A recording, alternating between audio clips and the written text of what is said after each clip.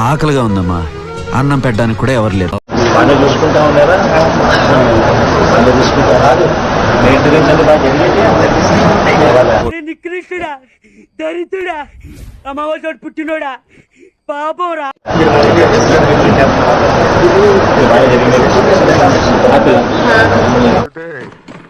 ఎరగదీసావు కదరా.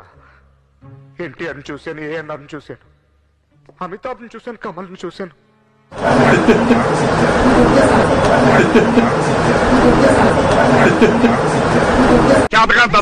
నువ్వు నిన్ను 2 కొడితే కానీ నాకు మనసు. ఏకంగా ముఖ్యమంత్రి అంటే నేనే,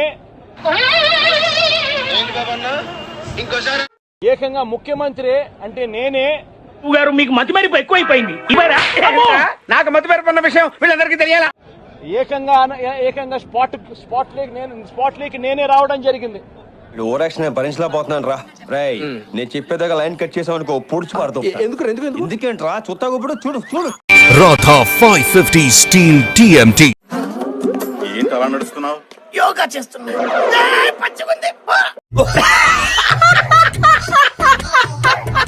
అడుగుతున్నా, నేను సిగ్గు లేకుండా అడుగుతున్నాను, దయచేసి సబ్స్క్రైబ్ చెయ్యండి చెయ్యండి చెయ్యండి. స్పందించిన తీరు గమనించమని అడుగుతా ఉన్నా. అసలు నీ బొర్ర అమెరికా వాడికి తాకట్టు పెట్టావనుకో, భారతదేశపు అప్పులన్నీ పక్క పాలిగా తుడిచేయడు. నువ్వు అర్థం చేసుకున్నావు, వాళ్ళకి అర్థం కావట్లేదు. తెగ నచ్చేసావురా. ఇలాగే మెయింటైన్ చేయి. లోపల నుంచి ఐడియాలు తన్నుకొచ్చేస్తున్నాయి. ఒక్క అవకాశం ఇస్తే ఇండస్ట్రీ కుమ్మేస్తానా. వెంటనే 24 గంటల్లోనే ఏకంగా ₹1 కోటి కాంపన్సేషన్ ప్రకటించిన పరిస్థితులు గతంలో ఎప్పుడు జరగలేదు.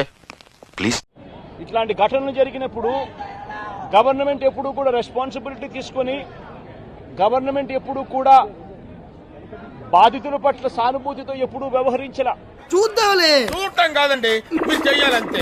సరే, మీరు ట్రై చేస్తారన్నారంటే అది ఓకే అయిపోయిన